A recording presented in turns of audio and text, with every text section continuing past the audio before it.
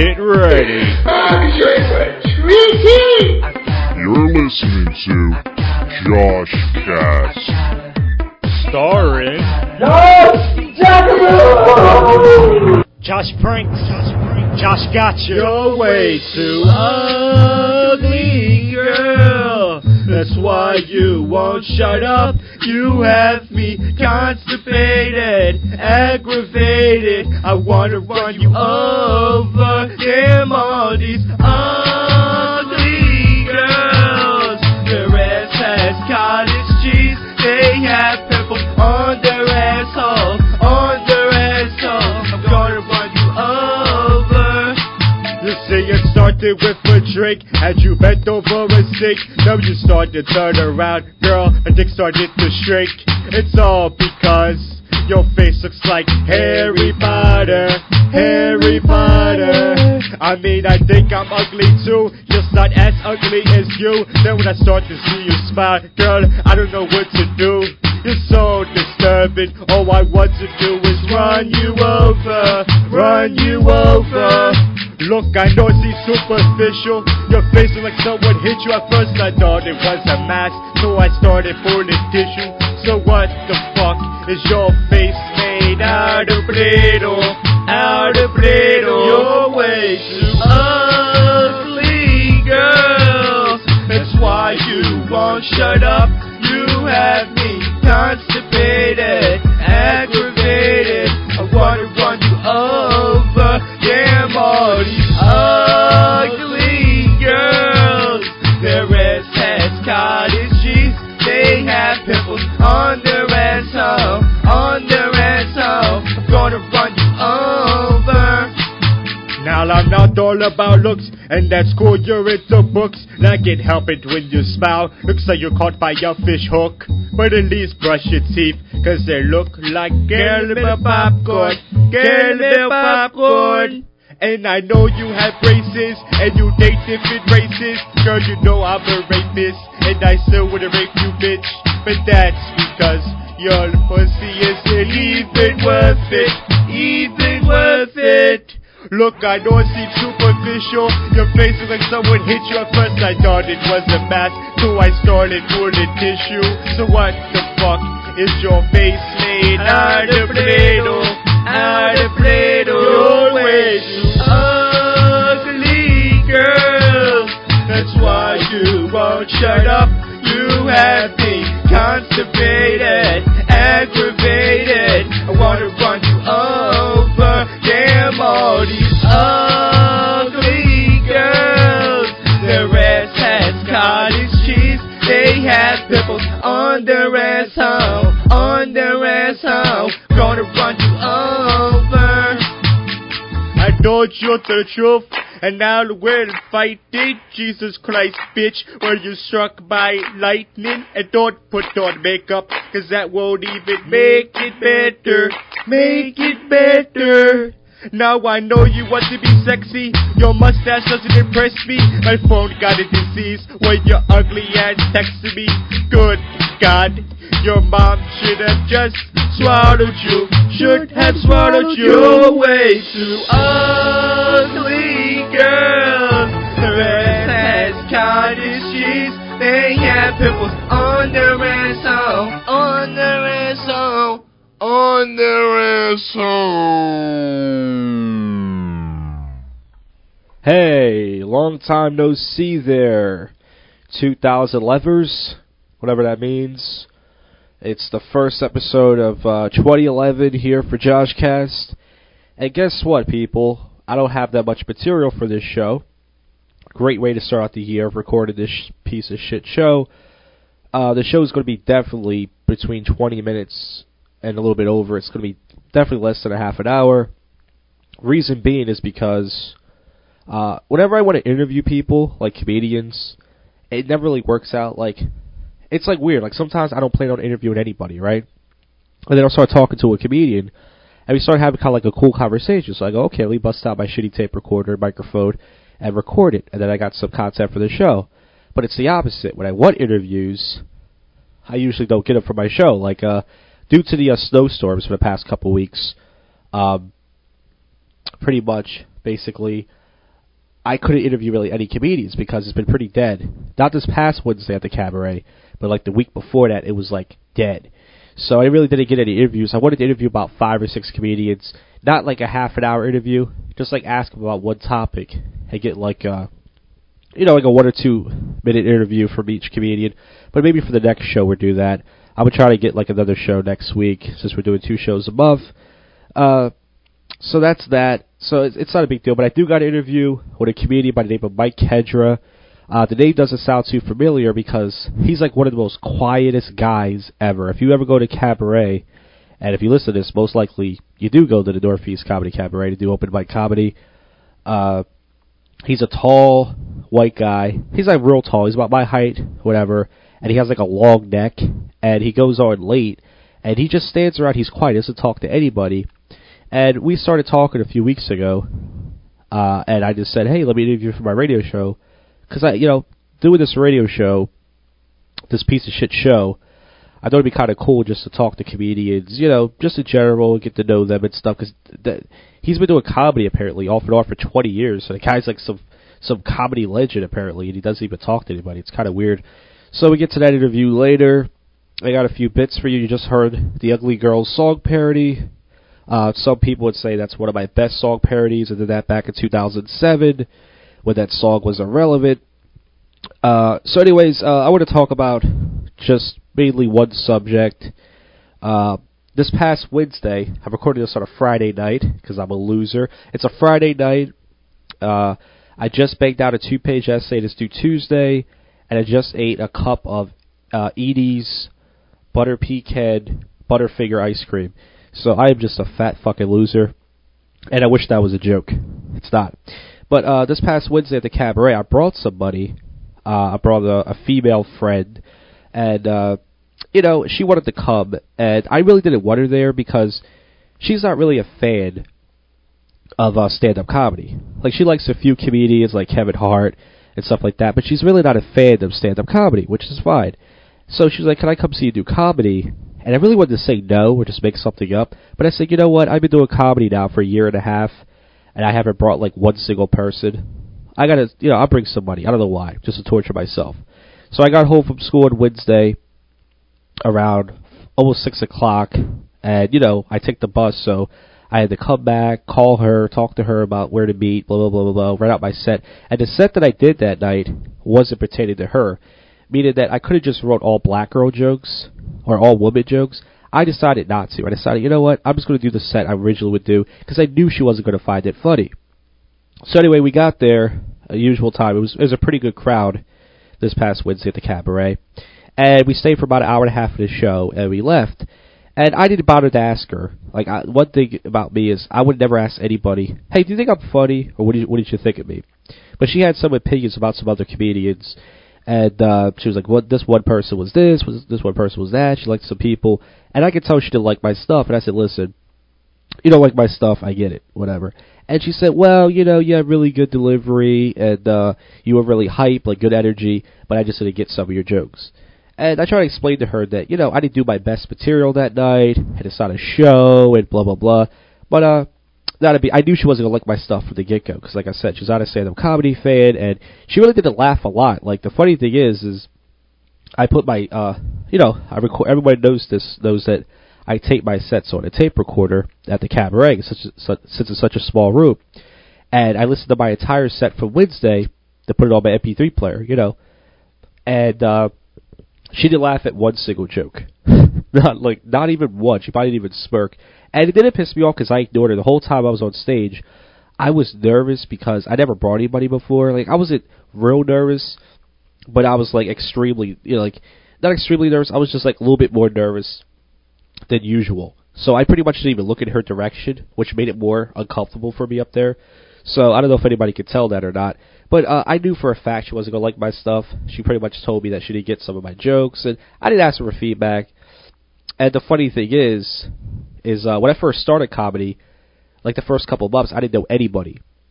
I didn't know any comedians, so I was like, wow, I wish I could bring some people. I'm just sitting there in the corner like some weirdo, my headphones on, nobody knows me. And it's kind of like that now, except I know a lot of people at the Cabaret. I go there a lot. And, and I realized, last year doing this when I got the hang of doing comedy, I was like, I don't really want to bring anybody because it makes you feel pressured. You know what I mean? Like, to make them laugh. And, like, I could have easily wrote out the set for that night to make her laugh. Like, okay, I'm going to do some black girl jokes. I'm going to do some jokes about women. I'm going to do, because she's a young chick, some Facebook jokes. I could have easily did that, but I said, you know what? I was going to do what I originally would have done if she wasn't there. So she didn't like my stuff, and then she said to me, one thing I would say is, it didn't bother me. Like, I thought that, I knew she wasn't going to like my stuff, and I said to myself, I don't want to be bummed out. You know what I mean? Like, oh, she doesn't like my stuff. Because, she's just a friend. It's like I'm trying to press her, like I'm trying to get in her pants. It was just like a friend thing. I met her off some friend website because that's the only way I can meet people is off the internet because I'm a fucking creep loser. So, but when she told me, I wasn't bummed out at all. Like, I felt nothing. You know what I mean? Like, I wasn't, like, sad or anything. I was just like, oh, it's okay, that's cool.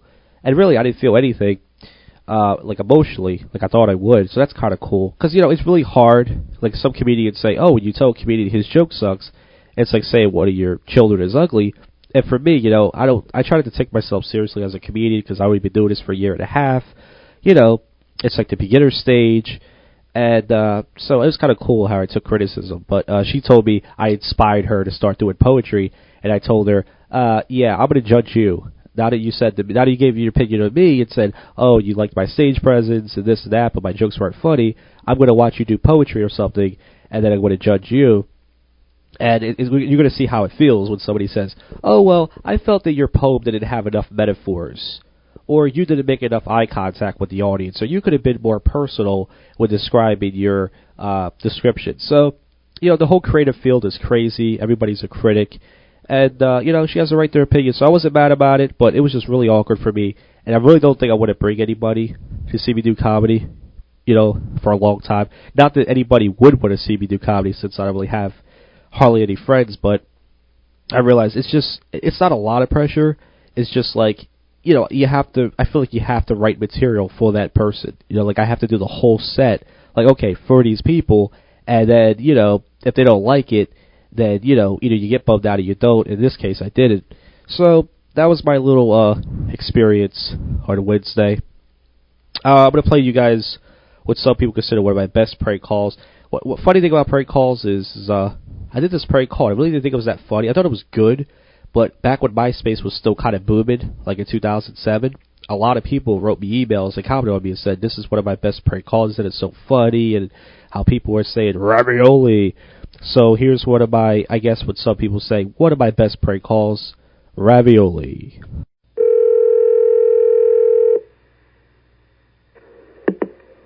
Good afternoon, Penis. Yeah, ravioli? Yeah? Ravioli. Yeah, ravioli? Yeah. Ravioli. Ravioli. Ravioli? Yes, I have ravioli. Ravioli.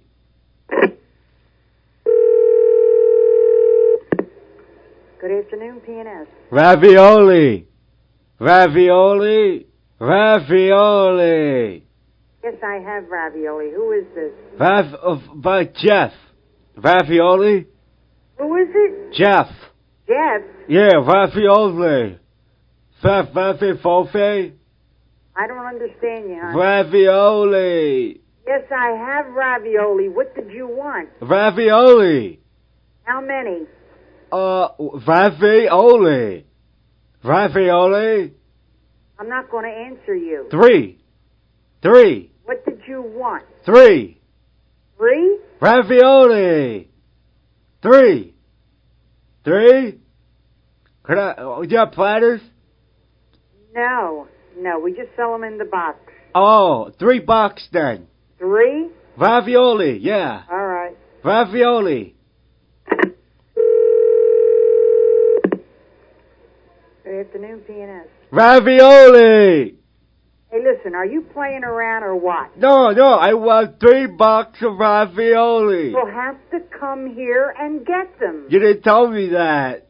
Oh, come on. Ravioli. Sure you know. What?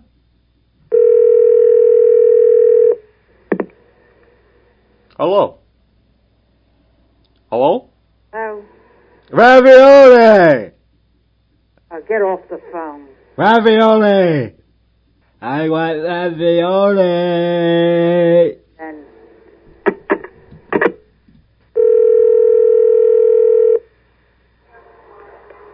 good afternoon, PNS. Ravioli? Yes. Ravioli. Yes, we have raviolis. 3. Ravioli? 3? Yeah. Yeah. Ravioli. Yes, I have 3 raviolis. Ravioli. Who is this? Jeff. Were you coming in for 3 boxes? Ravioli. Ravioli. I said we have raviolis here. Ravioli. PNS. Ravioli. What do you want? I told you we have raviolis. Ravioli. I don't know. I want a ravioli. Please give me ravioli. PNS. I want ravioli. Well, if you want raviolis, get the hell in here. Ravioli.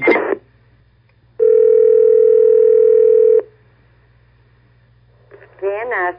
Chef Boyardee makes ravioli. Well, then go buy them there. Can I please get... PNS. Ravioli!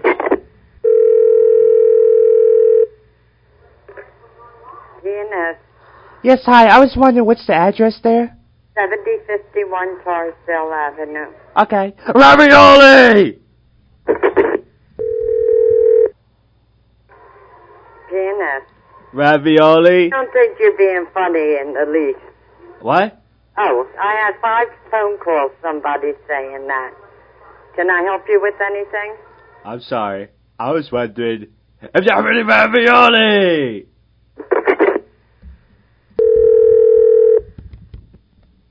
PNS. Give me all your fucking ravioli! Well, I wish you the worst luck you could possibly have. Fuck you!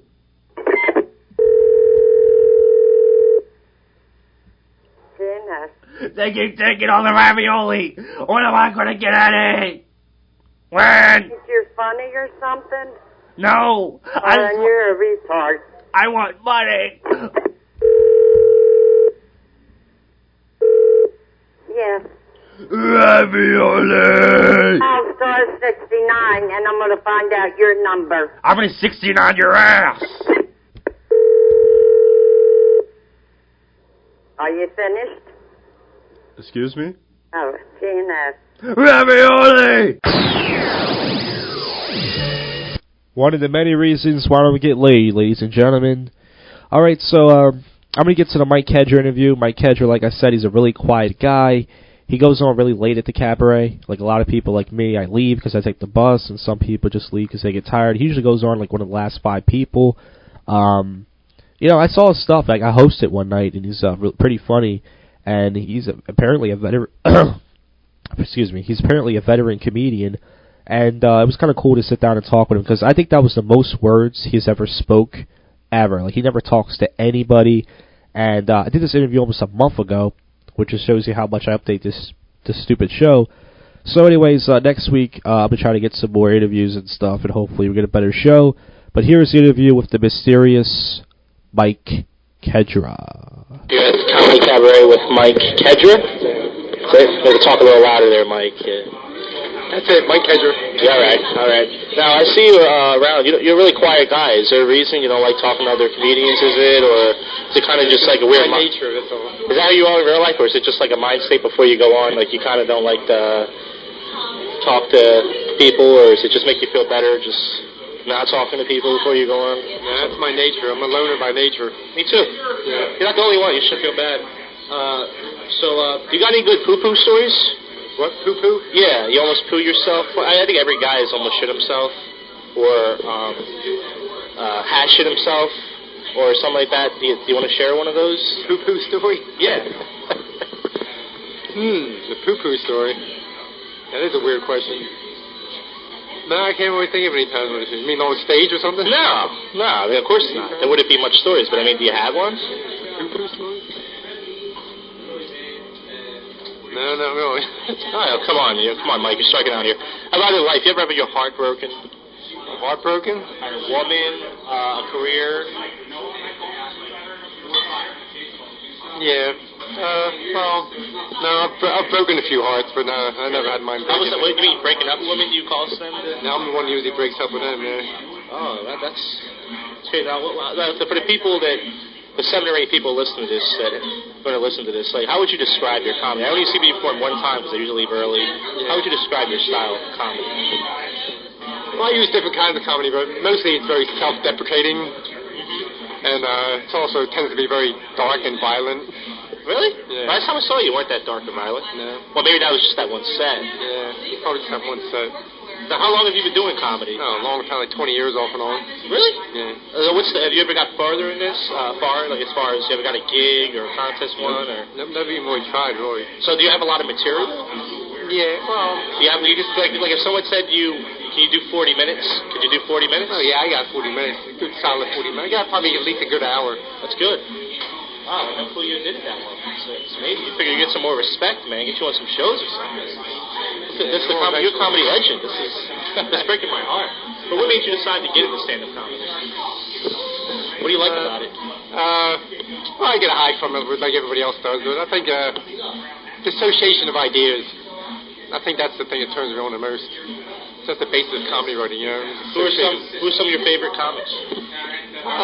George Carlin, Richard Pryor, Stephen Wright. Sounds good. Oh, do you like any of these new comedians you see on Comedy Central or anything? Are you just more of an old school type of guy? Is there any comedian you like that maybe is from this, maybe like a newer generation, like from 10 years ago, or mostly just? Because Pryor's dead, George Carlin's dead, right? Yeah. I mean, their legacy still lives on, but they're pretty much dead. So, I like Louis Black. Yeah? Louis Black's pretty good. Is there a race of gender of a woman you wouldn't date just based on their skin color? And if so, why not? No, I wouldn't say that. There's no race of woman I wouldn't date. I've dated a black woman. Really? How'd that work out for you? Good. Yeah.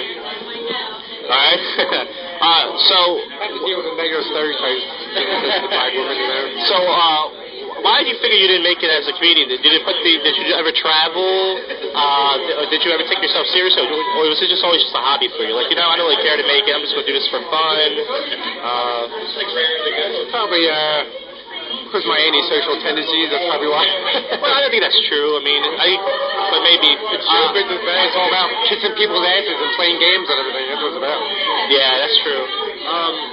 And if you could do something besides comedy and entertainment field, like writing, acting, what would you like to do?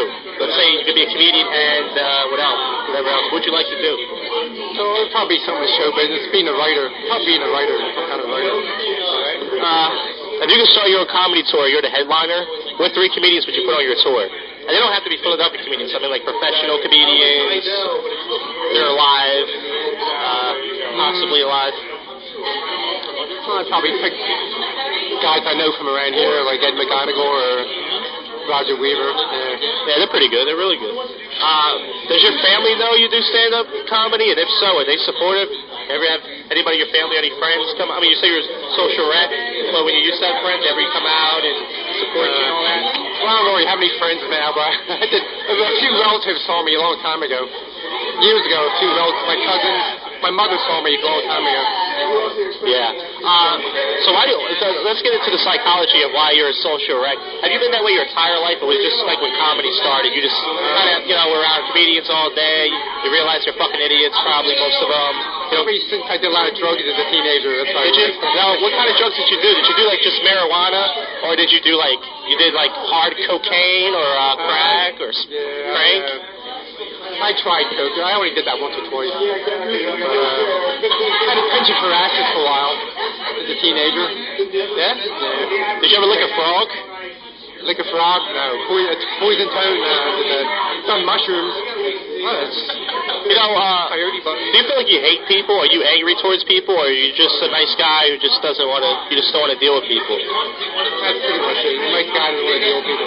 Right. Does it ever make you sad? Occasionally, I like to deal with people. Does it ever make you sad that you're not that social? You ever think to yourself, maybe I should, like 2011's coming up? You ever think maybe I should be more friendly? Maybe I should say hi to people? You think of that, or do you just say, you know what, fuck it, I'm just gonna live my rest of my life like? I do force myself sometimes, occasionally. Really? That's about it, occasionally.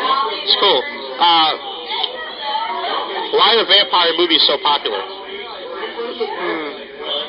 Probably the sucking of the blood. It's very sexual or something. I don't know. Yeah. So, here's a dirty question. I don't know if you can answer. You didn't want to answer the shit one. It's a little bit dirtier than the shit one. What's the weirdest thing you ever masturbated to? Or the weirdest thing that ever got you an erection? Like something that was weird that you felt like, why am I turned on by this? Or why am I masturbating to this? Well, I've masturbated while wearing a hand puppet. Did you? Yeah. How long ago was this? I don't know. A few years ago. I would say, if you would have said last week, I would have been like, that's disturbing. A few years ago, that's not that bad. Now, you ever had anything make you, as a man, you get erections?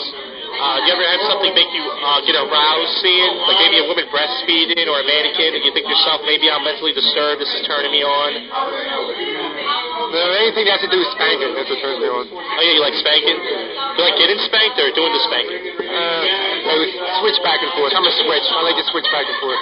Oh, wow. Yeah, I mean, I once got erect off a woman lactating in a porno, like squirting her milk out of her breast. It's pretty weird. Let's see.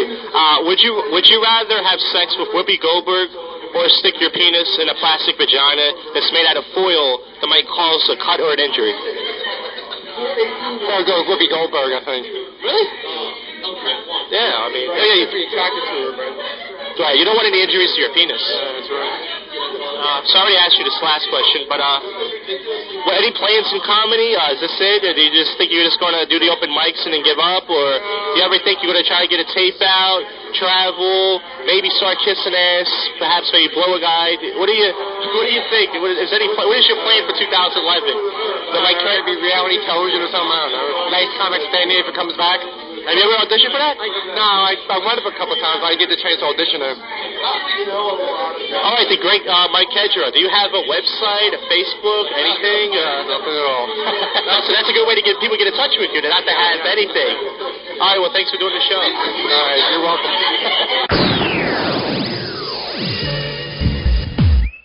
Get ready. You're listening to JoshCast. Starring Josh Jackson!